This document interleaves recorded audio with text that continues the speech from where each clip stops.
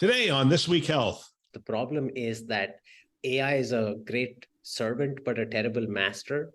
So if we decide to abdicate our responsibility to an artificial intelligence system on treating patients, you're going to have bad outcomes.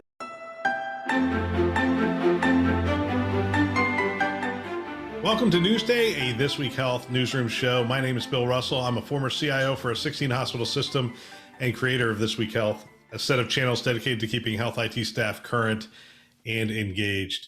For 5 years, we've been making podcasts that amplify great thinking to propel healthcare forward. Special thanks to our Newsday show partners, and we have a lot of them this year, which I am really excited about.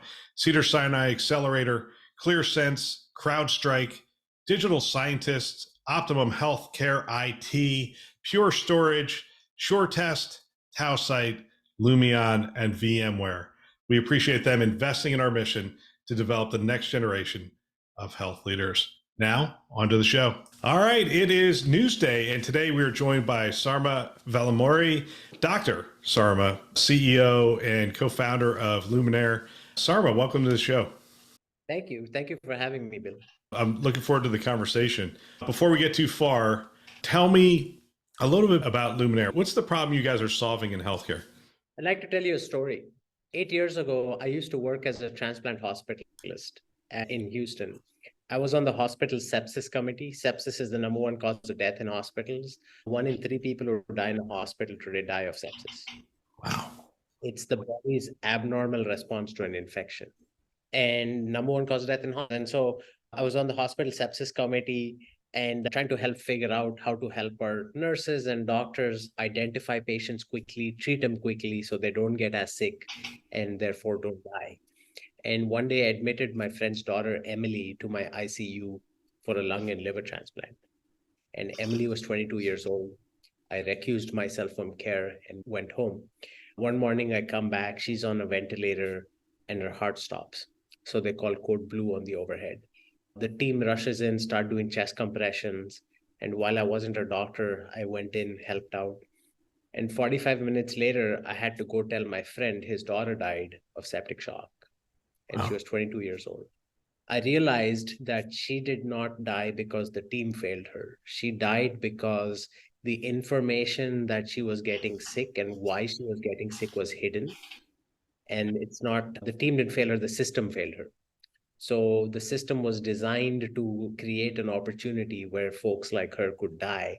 So I went home, quit my job, mortgaged my house, and started a health tech company to create better systems that allow us to identify patients faster, treat patients faster, and get them home to their loved ones where they belong. So that's what Luminaire does. We're a software company that takes good processes and allows hospitals to identify patients with sepsis faster, prevent them from getting sick, help them get home faster, and also become more financially healthy. Sepsis is a big loss leader for hospitals today. Yeah. So that's what we do. Are you plugging into the existing telemetry data that's coming in and just putting algorithms against that to say, hey, look, this is a higher risk for sepsis, or how's that working? It's working really well. So the answer is yes and yes. So the reason the company is called Luminaire is that the information that the patient is getting sick or about to develop sepsis, both the predictive aspect of that, like figuring out who's going to get it, and the reactive aspect of it, who already got it in the hospital and how can we prevent or treat it. We bring all of these data pieces together. So that includes the telemetry data, that includes the laboratory data, that includes unstructured data, like things that are like in notes, like that are sometimes hidden, and the clinical information. So if you look at what nurses and doctors do when they look at the medical record, the first thing they do is they turn and look at the patient and they try to figure out what is the context for this information in the record. So we combine all of that data together, we shine light on it, so to speak, and that enables us to both predict and respond to sepsis. And the way we do it is we plug into Epic or Cerner or Meditech or any of these large EHRs, and we have our platform embedded inside their system so the nurses don't have to log in again. And we save them time. So today it takes them between 10 and 15 minutes clicking through the chart, figuring out what's going on with the patient. We proactively organize all this data, show it back to them, and then present them with a pre-formatted summary on why their patient is getting sick, what to do about it, automate the response, the treatment with a single click. And so we take workflows that normally take 6 to 7 hours down to under 15 minutes. Wow. And that's fantastic. I love your boldness too. Mortgaging the house, starting a health tech company. What's the risk associated with starting a health tech company? It can't be too hard to do, right? It's not like there's a graveyard health tech companies that have tried to solve sepsis. Well, yeah, even I don't want to go down this path, but even there was some flack last year of Epic's sepsis model getting things wrong. So it's clearly not an easy problem to solve, or it would have been solved already. So Epic got a lot of bad press for this. So the backlash you're talking about was an article that came out in JAMA June 21st, 2021. And the article was talking about how Epic's sepsis model misses patients. And it talks about how it's being ignored. So the problem is not that the model misses patients. The problem is that AI is a great servant, but a terrible master. So if we decide to abdicate our responsibility to an artificial intelligence system on treating patients, you're going to have bad outcomes. And that's what happened is the workflow on implementing the AI model in hospitals is broken. So it's not that the Epic model is broken, it's that the what next portion of it is broken.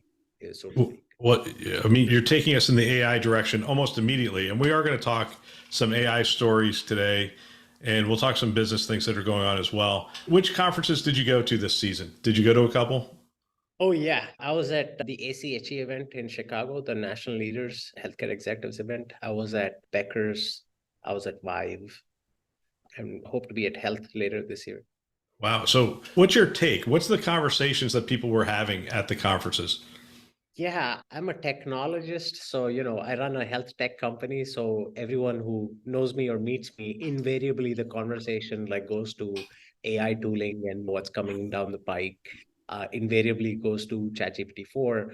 A lot of the conversations have been around efficiencies. I think COVID has forced hospitals to become more efficient at bedside in a very, what I call now, a low oxygen environment. It's like we're basically having to train for our marathon at 5,000 feet above sea level. And the analogy is basically we have more constrained resources, both from a nursing perspective, from a provider perspective, from a financial perspective, but being asked to have the same output with respect to quality and patient volumes. And everyone's throwing their hands up and they're saying, how is it possible? How can we make more bricks with less straw, if you understand that analogy? Yeah, well, we can't overwhelm a problem with people anymore. It's just too expensive. It's like, well, let's have a meeting. And when I was in healthcare, when I was CIO for healthcare, I used to go into these meetings and be like, wow, do we really need 25 people in this meeting? I mean, we're not even at the conceptual stage yet. Like what? And we just can't afford to be that cavalier with our resources anymore. We have to be very crisp. We can't overwhelm a problem with people, and we have to be a lot more creative in the use of applying technology and tools to automate the process. But as you say, there's some challenges there. And that's why I do want to talk to you about this today. The first article we're going to talk about is the ChatGPT honeymoon over? And you've already mentioned it, and I'll answer that question. No, the number of people that are talking about it is just overwhelming. Everywhere I go, this is the conversation. But the reason I chose this article, it's a Medium article. It's a consultant, Jonathan Balaban, wrote it on April 13th. And I found it interesting because he talks about one of the biggest problems that we have in healthcare. And that is we're in a highly regulated environment that cannot afford to have AI just spitting things out that aren't accurate.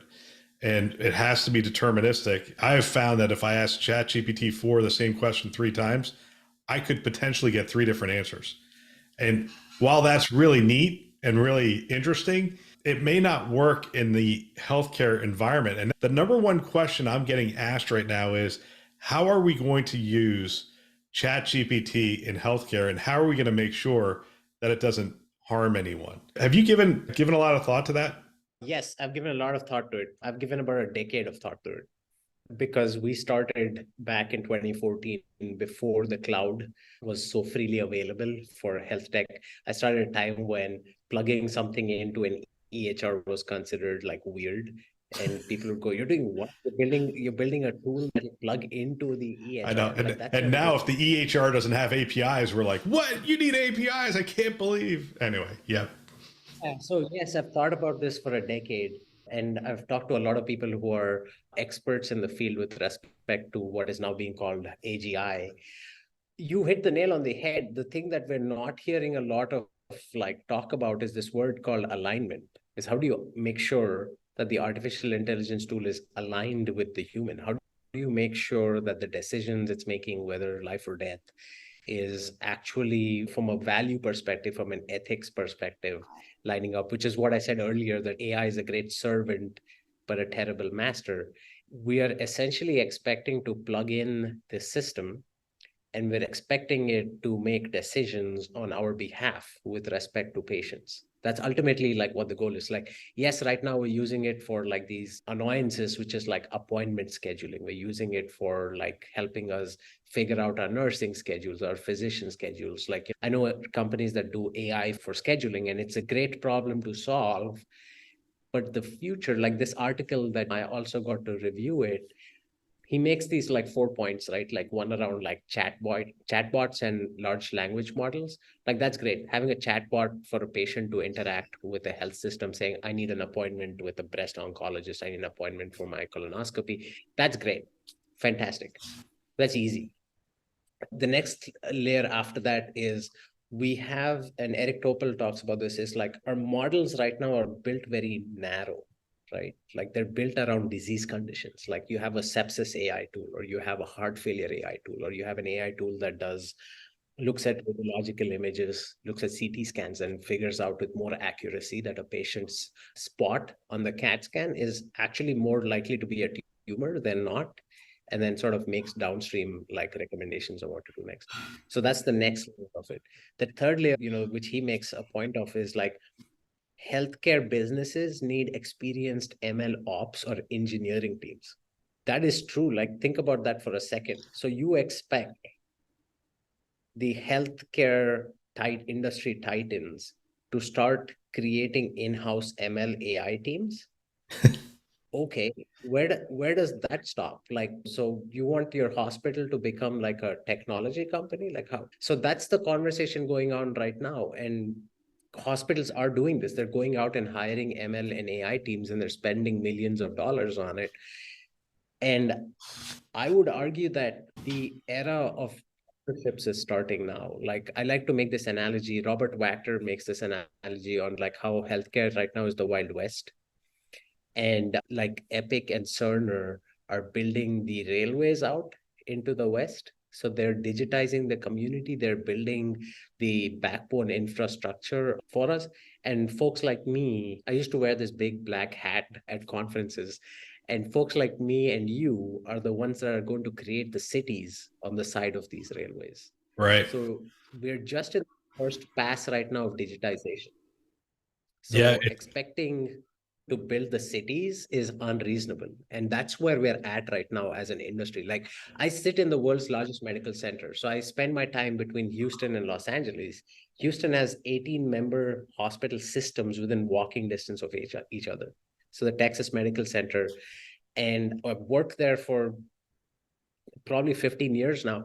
And you have we have 3 transplant centers within walking distance of each other. 3, right? Literally, I could like park in a garage and then hit 3 transplant centers within 15 minutes of each other. Right.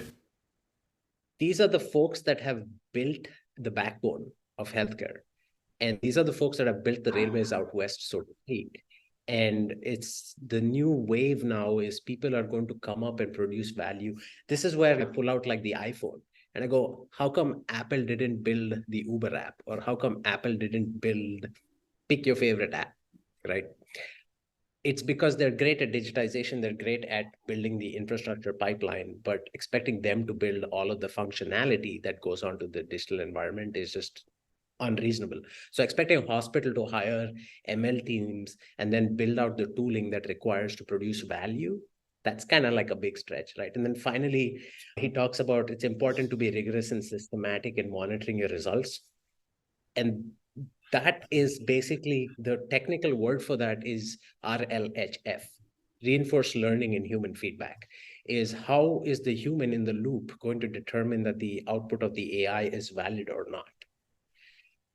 And it is a very hard problem to solve if you've not answered the alignment problem. And the alignment problem is basically saying this artificial intelligence that you've built, is it making the right decisions, not just based on data, but based on like the overall, how do you take care of person?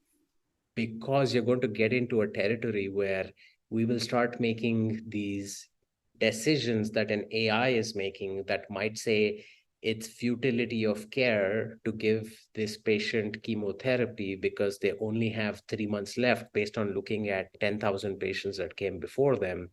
We should be offering them hospice care.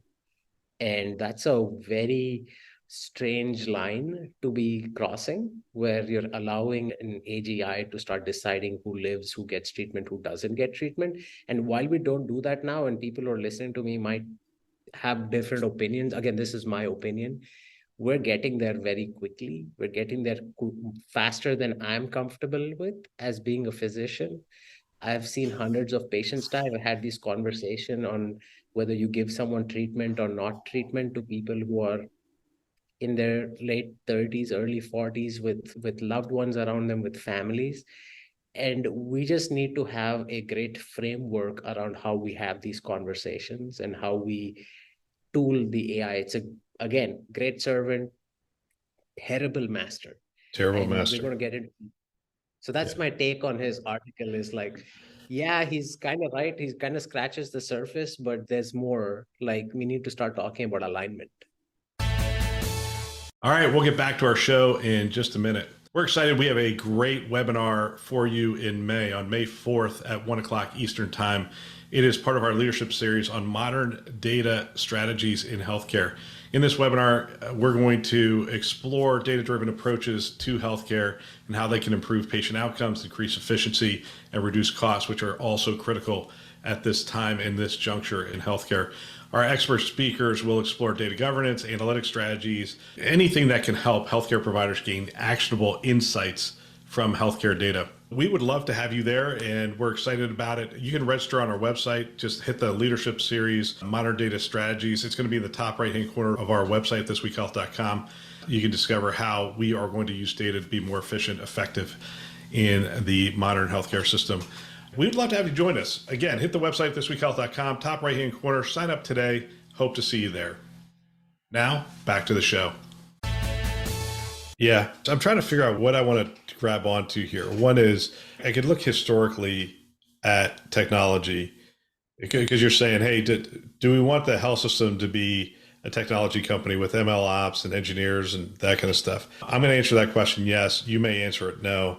The reason I would answer it yes is because if we just rewind to I don't know if it was the 80s or early 90s, and you could go to every health system in the country and say, how many IT people did they have back then?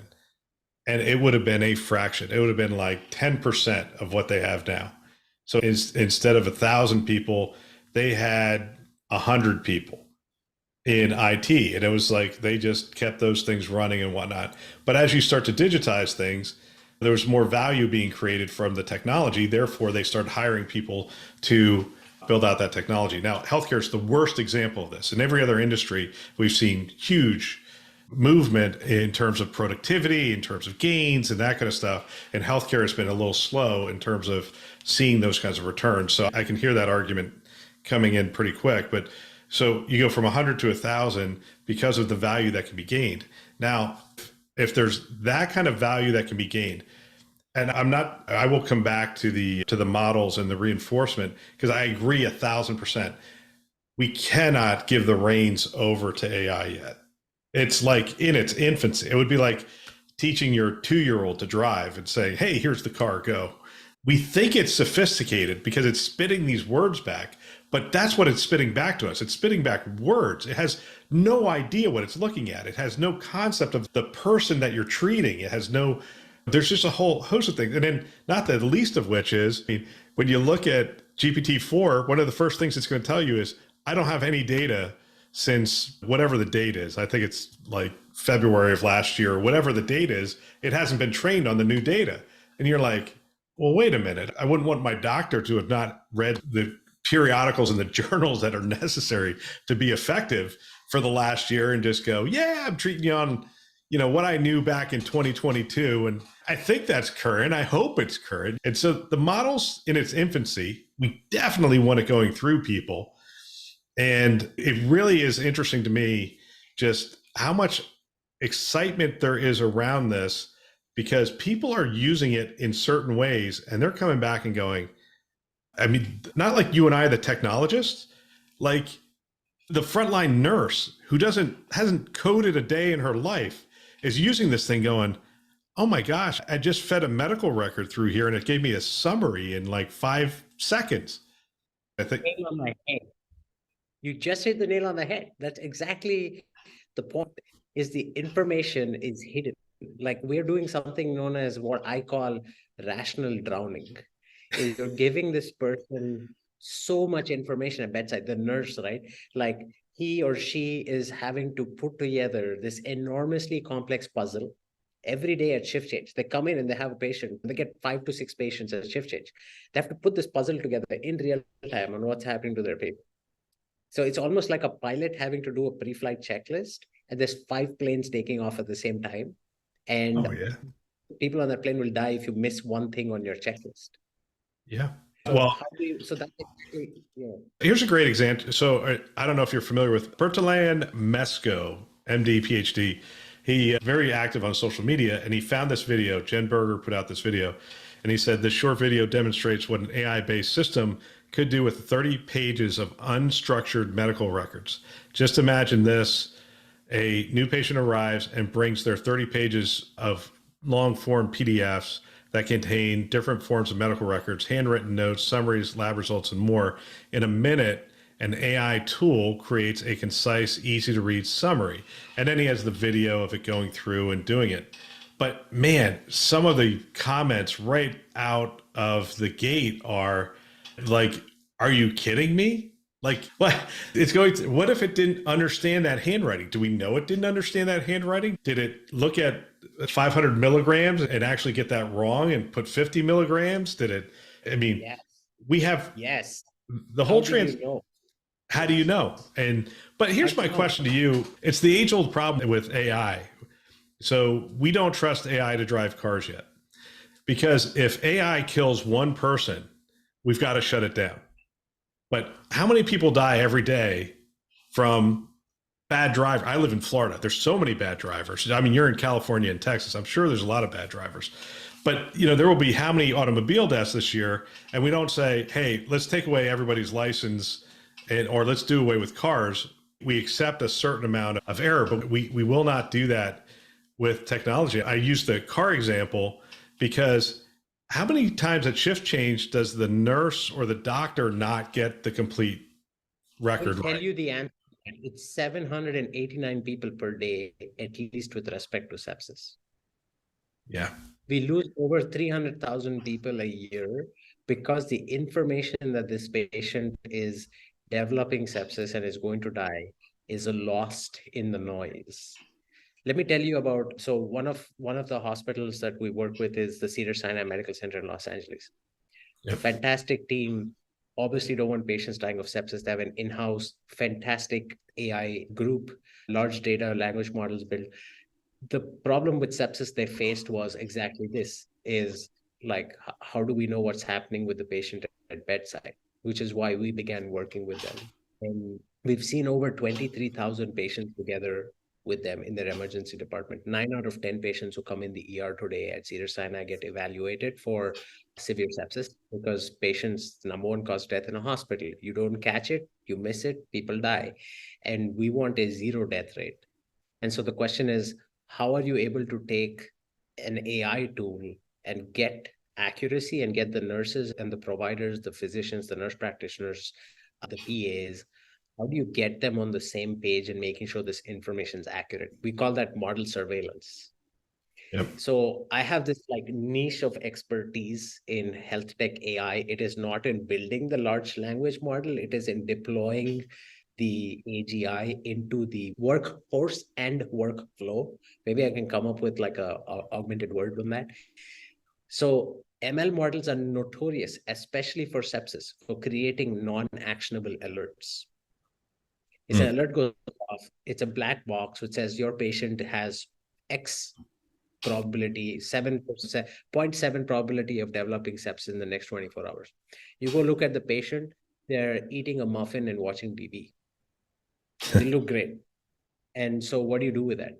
And so that's one problem is the clinical version of this. So instead of saying your patient has 0.7 probability of sepsis, what you do is you implement a tool that helps you figure out why the AI alert went off. So again, we don't have any tooling into AI, how it works. Like we have no tooling that looks at how these decisions are being made internally. By definition, AI outputs today are black box outputs.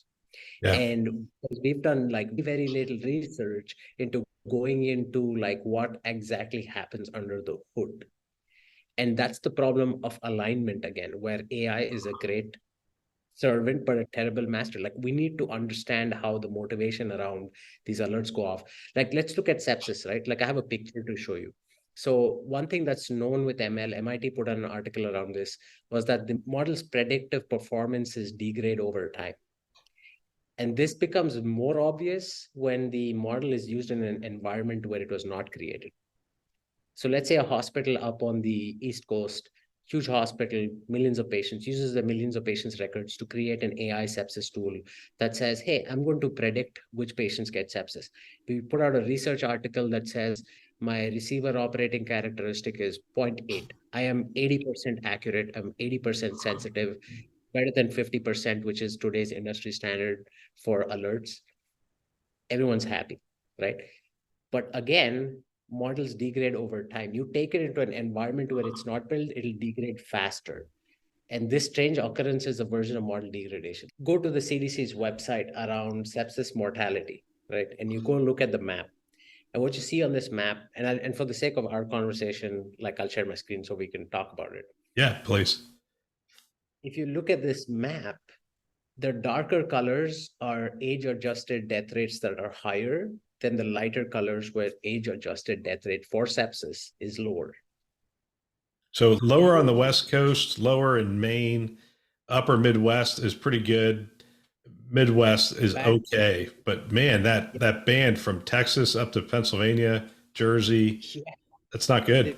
This is like millions of people over time, age-adjusted death rate. So now let me ask you this.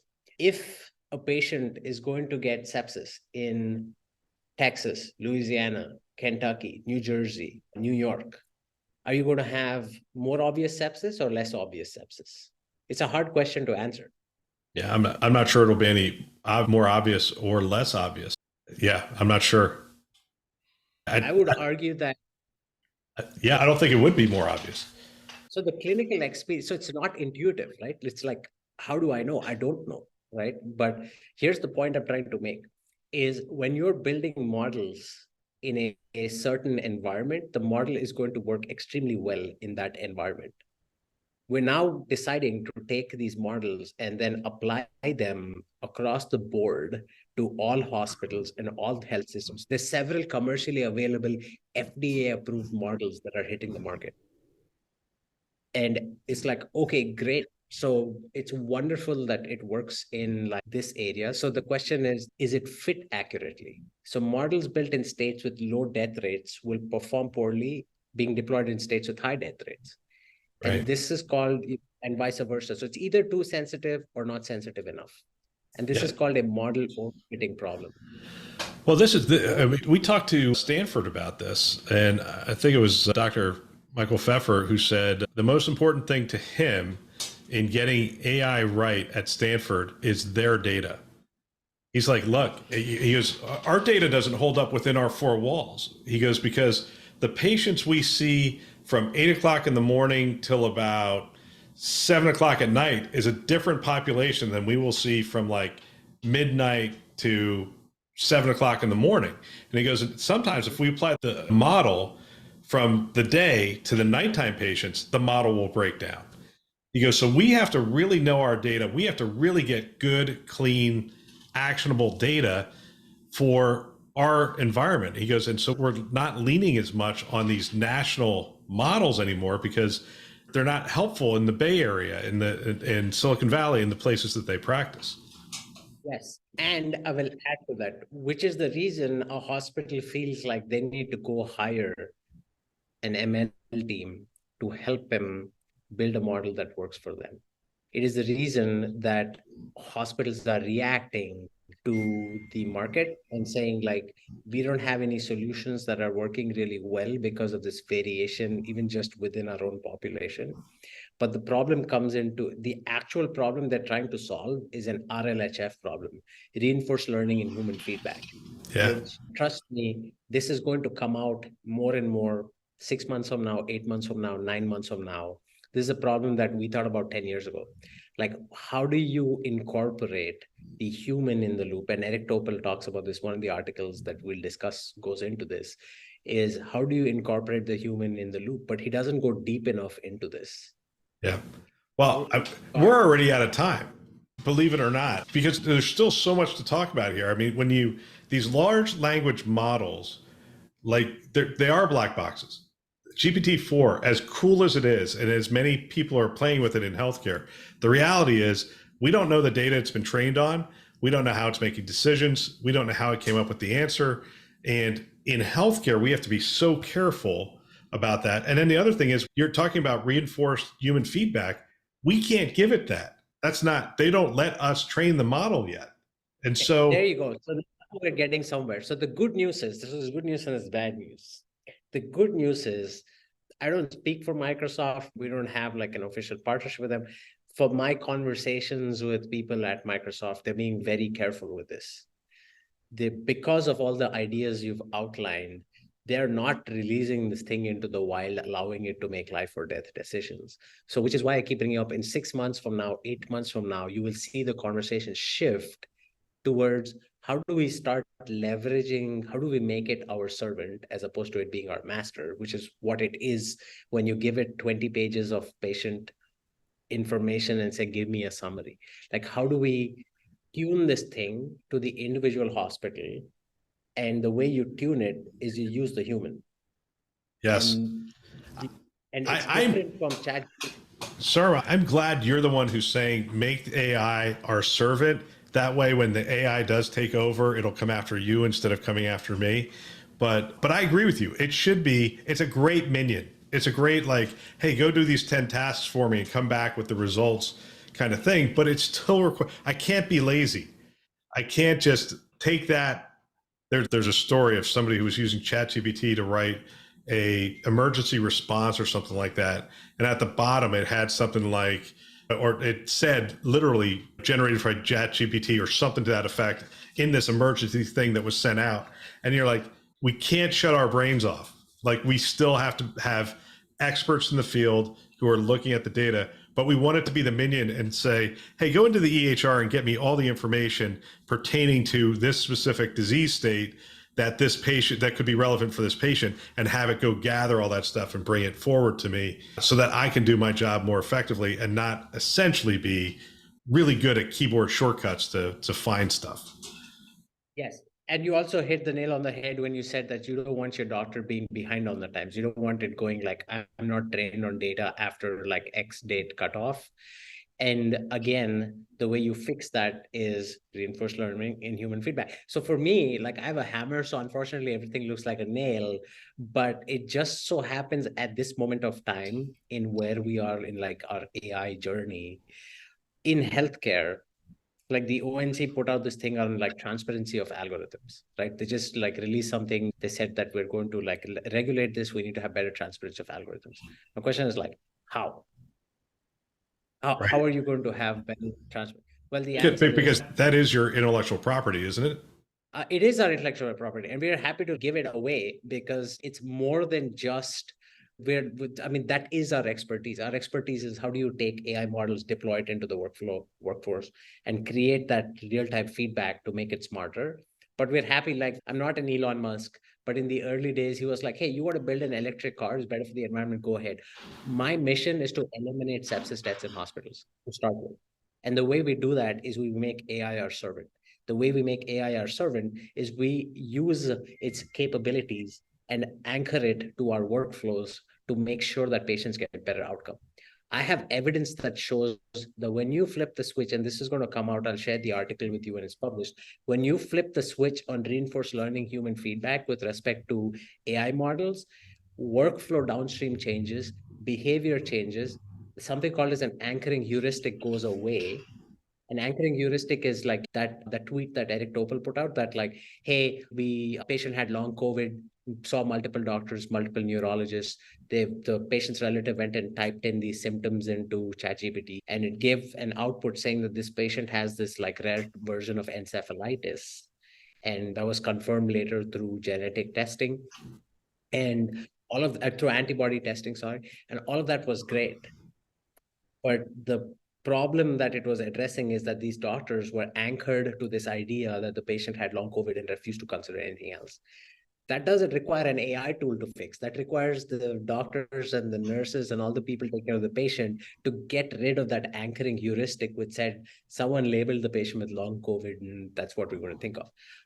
I have actually had the opportunity, that's a 1 in 4 million disease. I've had the opportunity to take care of 2 patients with that particular disease in our ICU in Houston when I was a resident.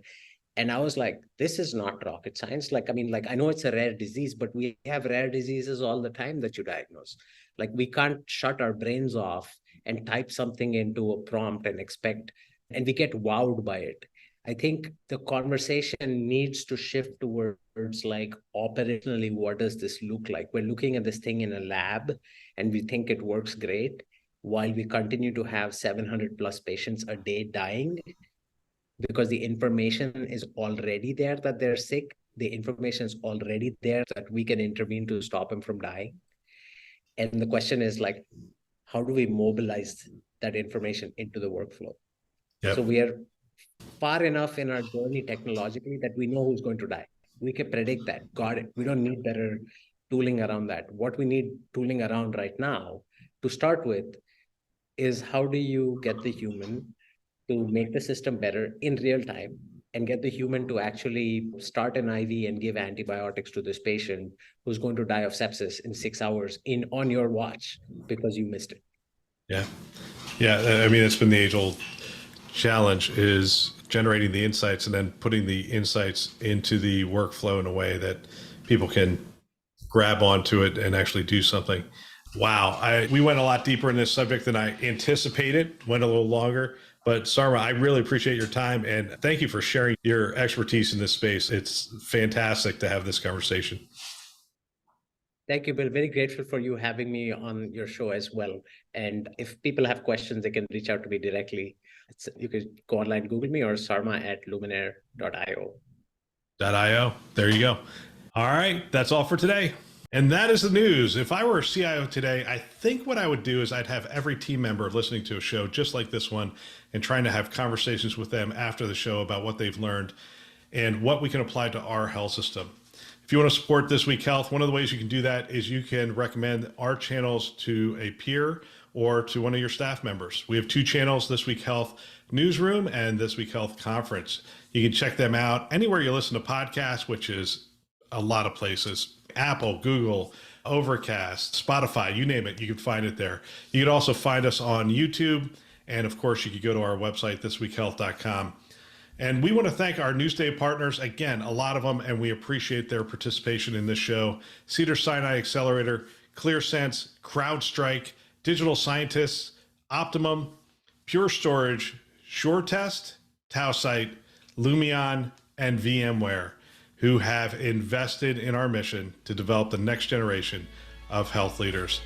Thanks for listening. That's all for now.